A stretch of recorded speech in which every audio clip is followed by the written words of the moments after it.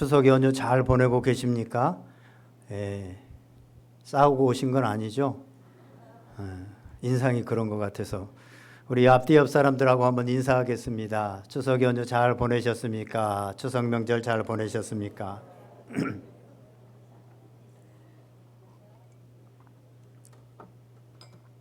한때 기독교가 복을 너무 추구하는 기복주의 신앙이다라는 비판들이 있었습니다.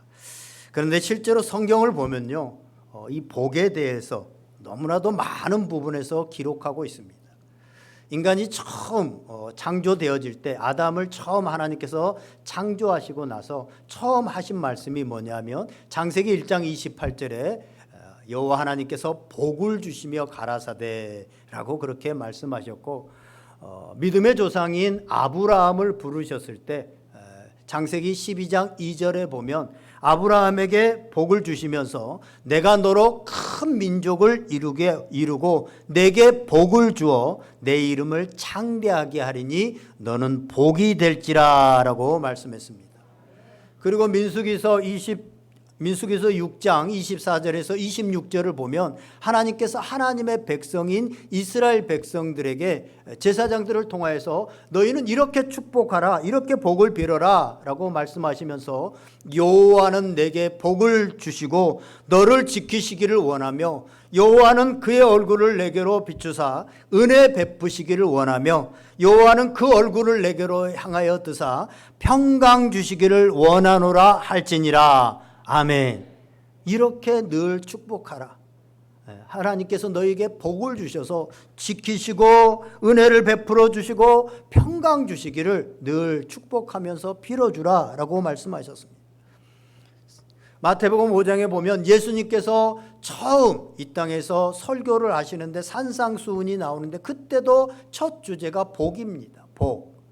그리고 바울 서신을 보면 계속해서 은혜와 평강이 너희에게 있을지어다 라고 하면서 바울이 편지를 보내는 곳마다 은혜와 평강의 복을 빌고 있는 것을 보게 되어집니다. 이처럼 성경이 복에 대해서 많이 언급하고 있다는 것은 하나님께서는 복 주시기를 원하신다고 하는 사실입니다. 할렐루야. 하나님께서 주시고자 하는 복을 이미 받아 누리시고 계시지만 더 큰 복을 받아 누리시는 복된 성도들 다 될 수 있기를 주님의 이름으로 간절히 축원드립니다.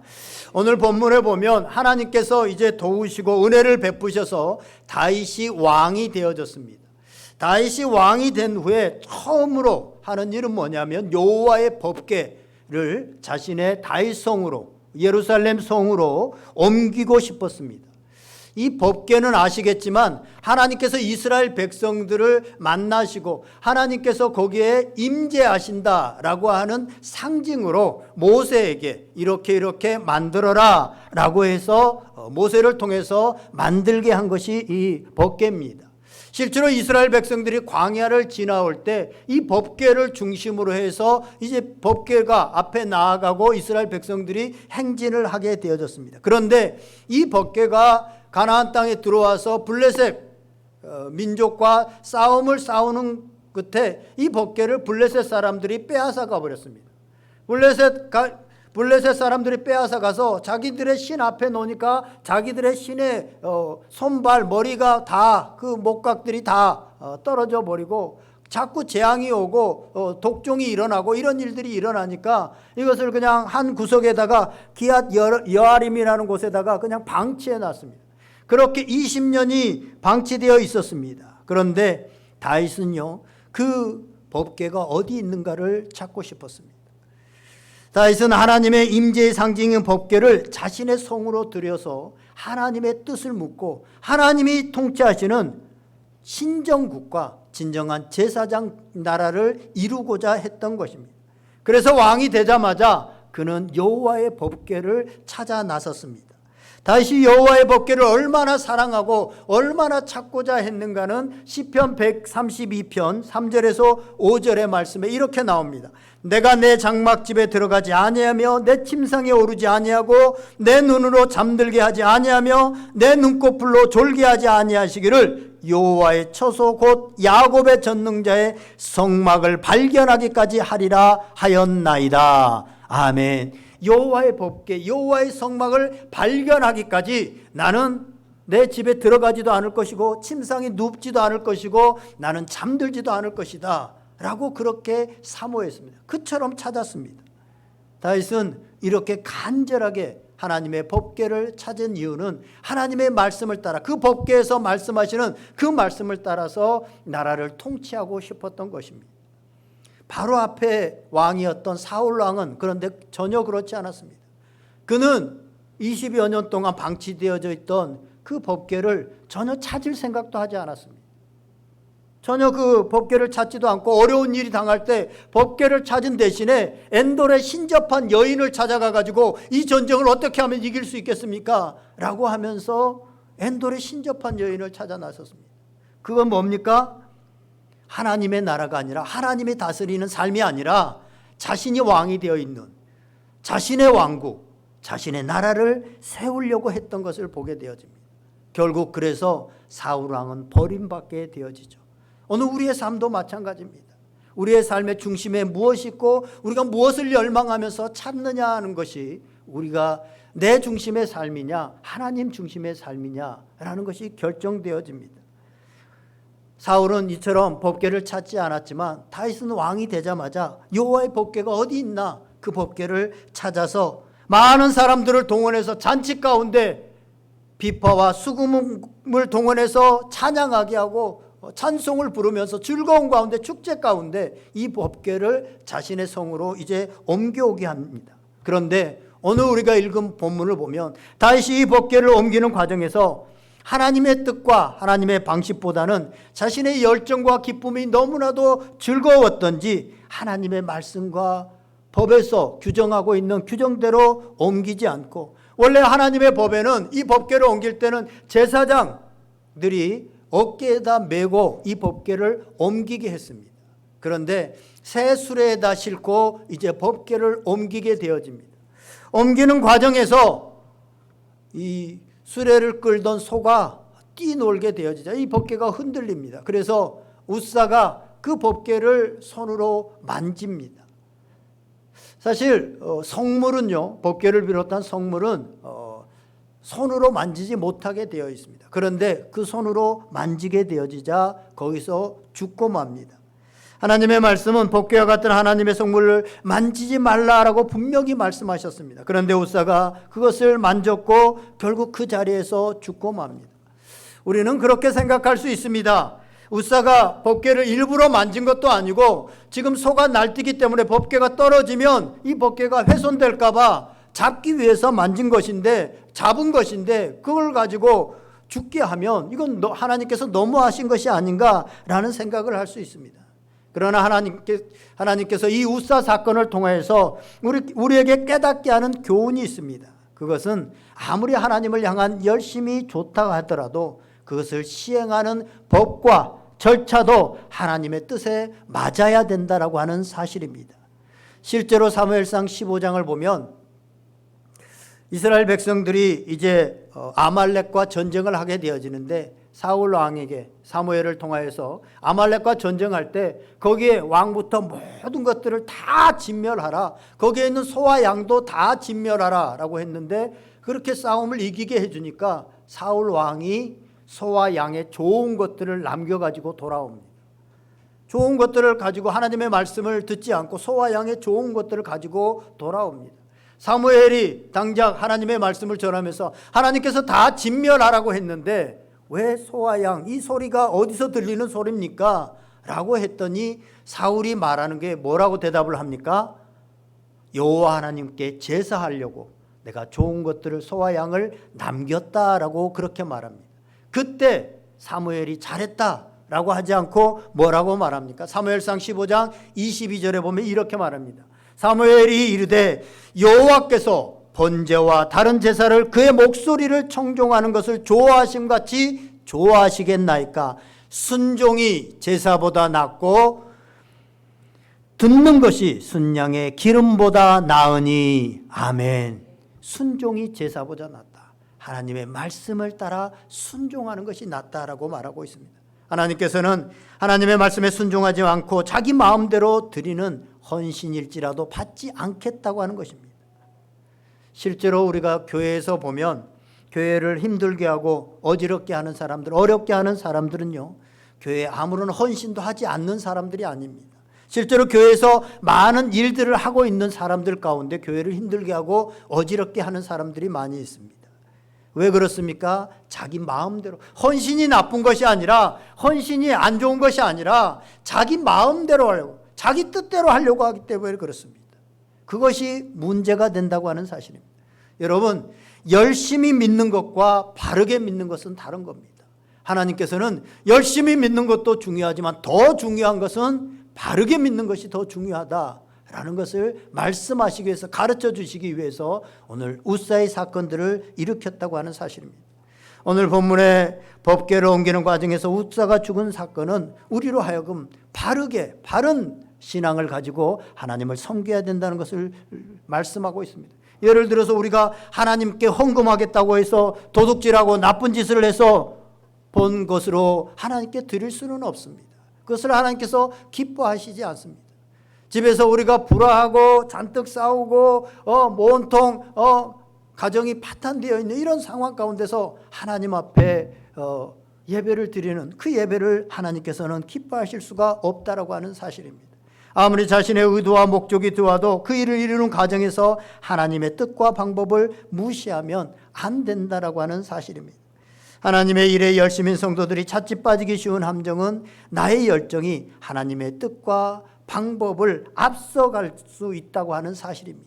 그래서 우리는 내가 지금 행하고 있는 이것이 하나님의 뜻에 맞는 것인지 하나님의 방법인지 늘 생각하면서 나는 죽고 늘 하나님의 방법으로 하나님의 뜻으로 살아가려고 하는 사람들이 진정으로 하나님께서요 복을 주시는 하나님의 사람들이고 진정한 신앙인들이다라는 것을 가르쳐주고 있습니다.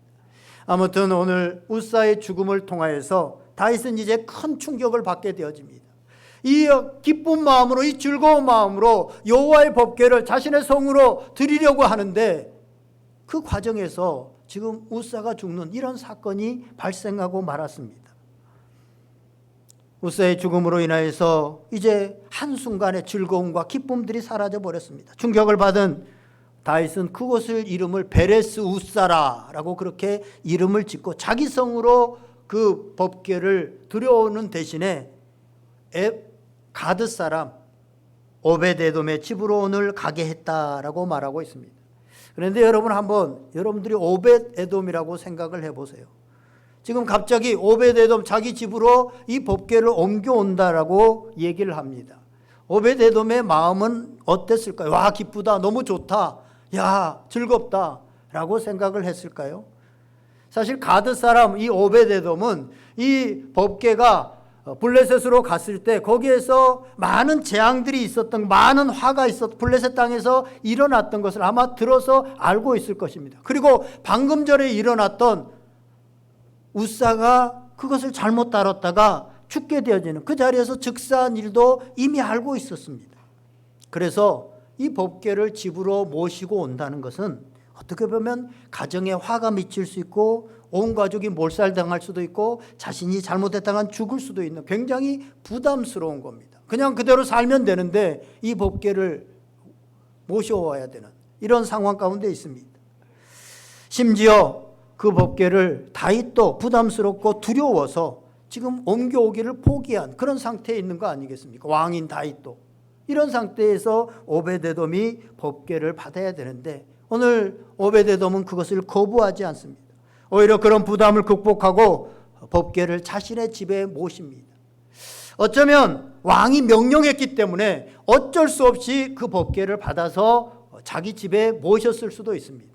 그런데요, 오늘 본문에 보면 성심껏 하나님의 뜻대로 잘 모셨음을 볼 수 있습니다.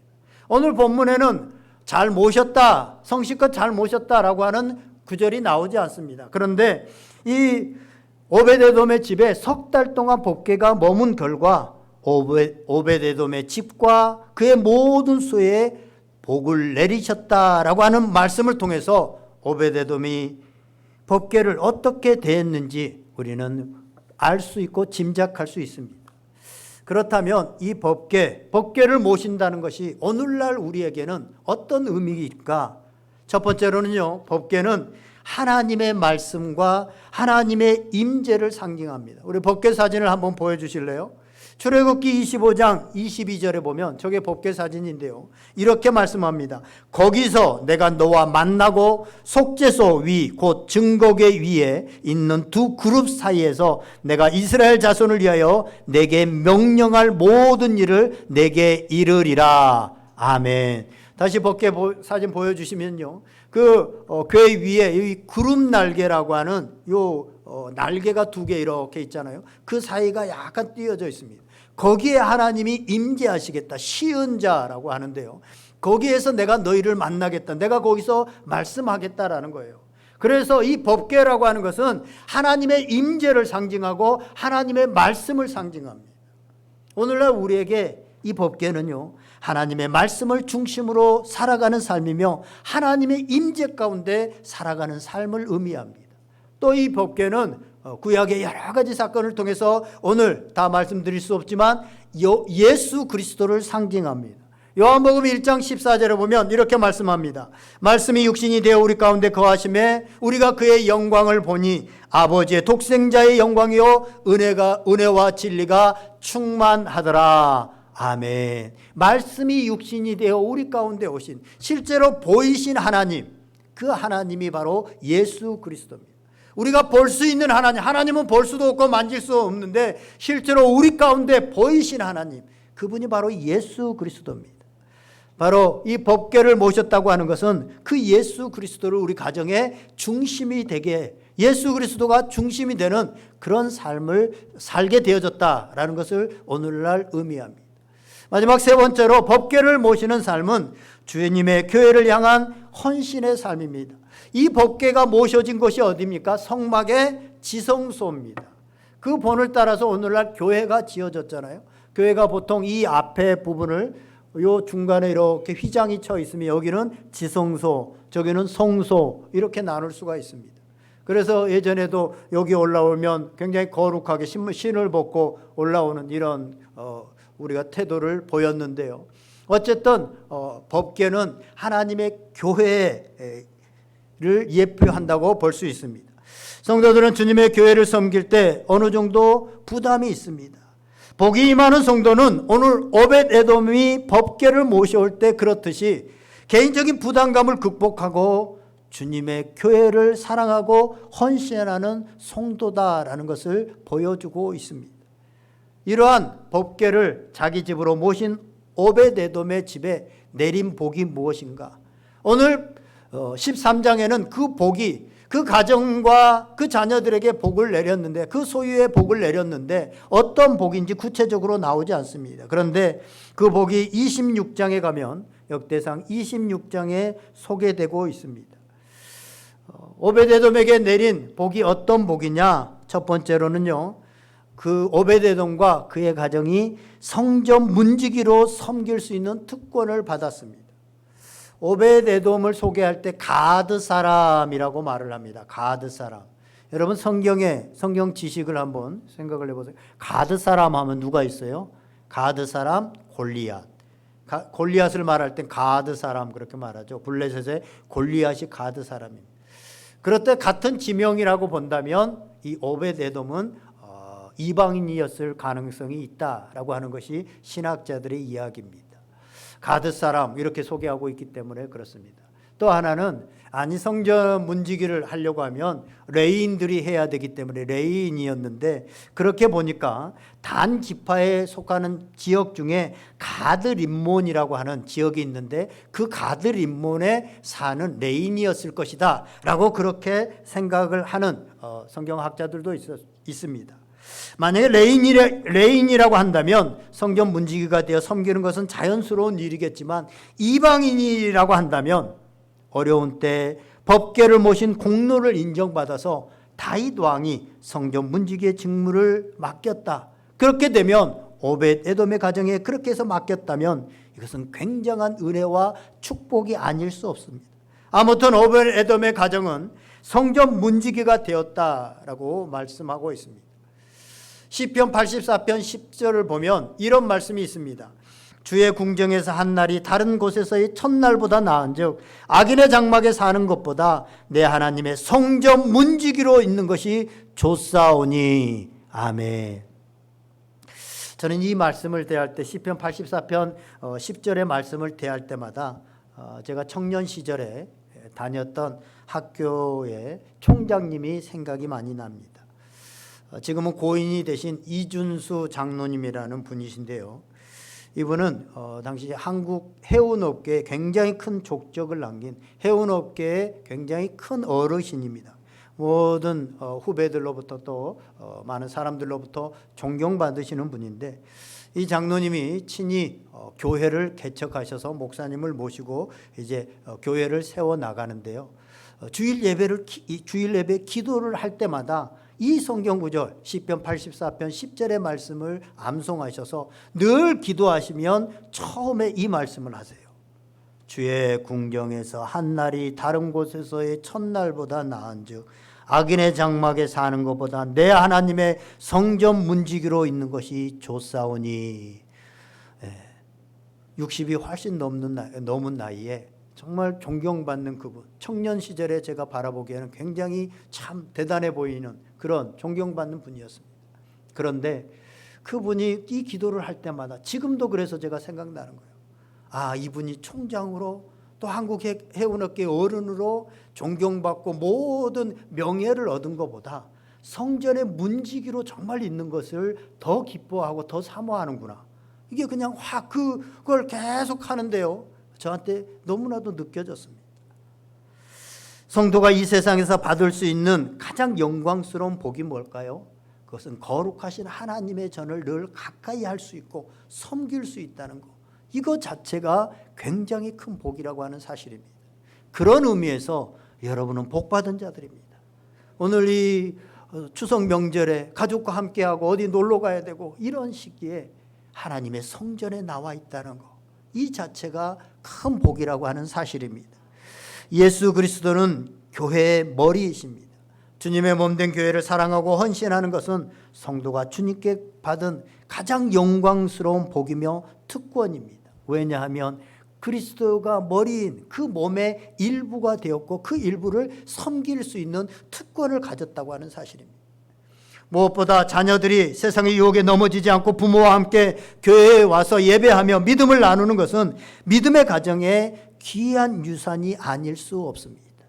이렇게 교회 안에 계속 있으며 세상의 악에 물들지 않고 세상에 빗나가지 않는 삶을 살아갈 수 있기 때문입니다. 또 오베데돔의 가정에 임한 복은요, 다산의 복이 임했습니다. 요즘은 자손이 많은 것을요 별로 축복으로 생각하지 않고 아이를 많이 낳지 않으려고 하는 시대 가운데 살아가고 있습니다. 그런데 성경적으로 보면 이러한 생각과 이러한 문화와 이런 지금 시대가요 타락의 결과고 성경과는 어울리지 않습니다. 성경은 처음 인간을 창조하시고 난 후에 생육하고 아담에게 생육하고 번성하라라고 그렇게 말씀하셨습니다. 또 아브라함에게도 복을 주시면서 하늘의 별과 같이 바다의 모래처럼 내 후손을 많아지게 하겠다라고 말씀하고 있습니다. 시편 127편 4절에서 5절에 보면 이런 말씀이 있습니다. 젊은 자의 자식은 장사의 수중에 화살과 같으니 이것이 그의 화살통에 가득한 자는 복되도다. 그들이 성문에서 그들의 원수와 담판할 때에 수치를 당하지 아니하리로다. 아멘. 자녀들은 화살통에 화살과 같다. 전쟁할 때 화살이 없으면 전쟁을 하지 못하잖아요. 화살과 같다라고 말하고 있습니다. 오베데돔의 가정에는 그의 아내와 며느리들이 임신하고 출산해서 가문의 자손의 수가 오늘 본문에 보면 62명이었더라. 26장 8절에 보면 62명이 됐다라고 말하고 있습니다. 오늘 한국 사회는 출산율 저하라는 국가적 위기에 직면해 있습니다. 지금 출산의 문제가 굉장히 큰 문제가 되어졌고 내년부터는 이제 출산을 하면 0세 때는 100만 원씩 그냥 엄마한테 100만 원씩 1년 동안 주고 그 다음 해에는 50만 원씩 주고 그런답니다. 한 5만 나면 한 500만 원씩 이렇게 받아서 그냥 사시면 됩니다. 그냥 직장 생활 안 해도 그냥 사시면 돼요. 저는 그 정책 잘했다고 생각합니다. 뭐 다른 데 쓸데없는 뭘 하니 막 하는 것보다 한 200만 원씩 줘야 돼요. 그러면 회사 가는 것보다 애를 키우는 게 낫겠다. 이렇게 해서 그냥 지금 이런 국가적 위기인데요. 우리 먼저 우리 성도들의 가정에 주님의 은혜로 자녀들이 결혼하여 다산의 은혜가 임하고 불임의 가정에는 자녀가 잉태되는 복이 임하기를 주님의 이름으로 간절히 축원드립니다. 지난주에 우리 추석맞이 가정의 회복과 구원을 위한 특별 새벽 기도를 했잖아요. 3일 동안 특별 새벽 기도를 하는데 한 성도님이 손자 6명 이상을 주시옵소서. 6명 이상 기도 제목을 구체적으로 냈어요. 참 좋은 기도 제목이다 라고 해서 그렇게 되기를 믿습니다 라고 저도 간절한 마음으로 기도했습니다만 자녀가 많은 것은 화살통의 화살과 같다라고 말을 하고 있습니다. 여러분 지금부터라도 기도하시고 날 수 있는 분들은 다시 한번 생각을 해보시고 힘써 우리가 정말 다산의 복, 하나님께서 말씀하신 다산의 복이 여러분들의 가정에 임하기를 주님의 이름으로 간절히 축원드립니다. 마지막 세 번째로는요, 자녀들에게 탁월한 능력과 재능이 임했습니다. 우리 역대상 26장 6절에서 8절 말씀 다 같이 다시 한번 읽어보겠습니다. 6절에서 8절 시작. 그의 아들 스마일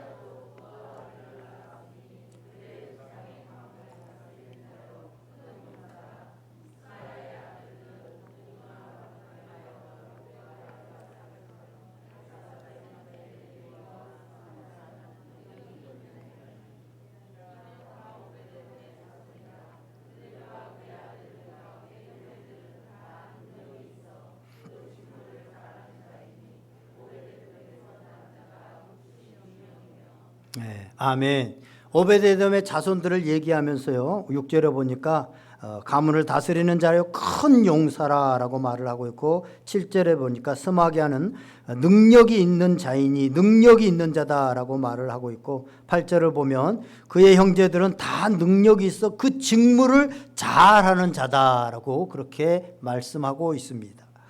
이 명단을 쭉 이제 성경 문지기 명단들을 쭉 소개하고 있는 이 역대상 26장을 보면요. 유단이 이 오벳 에돔의 가문을 부각시켜서 소개하고 있습니다. 우리가 역대상 4장을 보면 그 유다 지파, 유다 자손들에 대해서 쭉 족보를 얘기하다가 갑자기 야베스 이 사람에 대해서는 내가 특별히 말하고 싶어, 복을 주고 싶어 라고 해서 쭉 얘기를 하다가 야베스를 부각해서 얘기하는 것처럼 오늘 성경 문지기들을 쭉 얘기하고 있다가 갑자기 오벳 에돔의 자녀들은 능력이 있고 직무를 잘하고 큰 용사들이었다. 그들에게 복이 있었다. 복을 주셨다라고 그렇게 말씀하고 있습니다.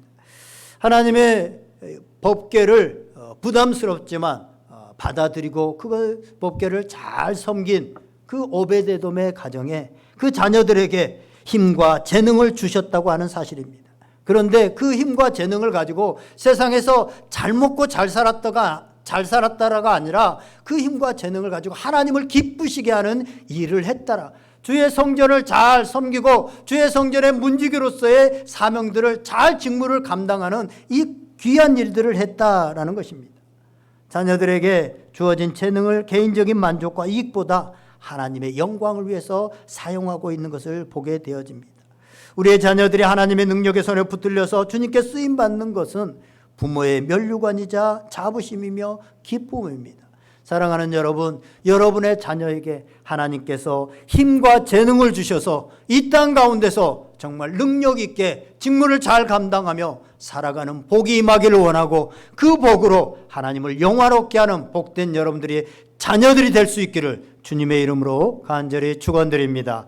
말씀을 정리합니다. 아마 여러분들이 알고 있을 많은 목사님들이 예를 들기도 하고 해서 알고 있을 텐데요. 미국의 영적 대각성 시기에 그 영적 대각성을 일으키는데 굉장히 지대한 영향력을 끼쳤던 조나단 에드워드라고 하는 사람이 있습니다. 이 한 연구자가 이 조나단 에드워드 가문의 가계를 연구해서 조사한 자료가 있습니다.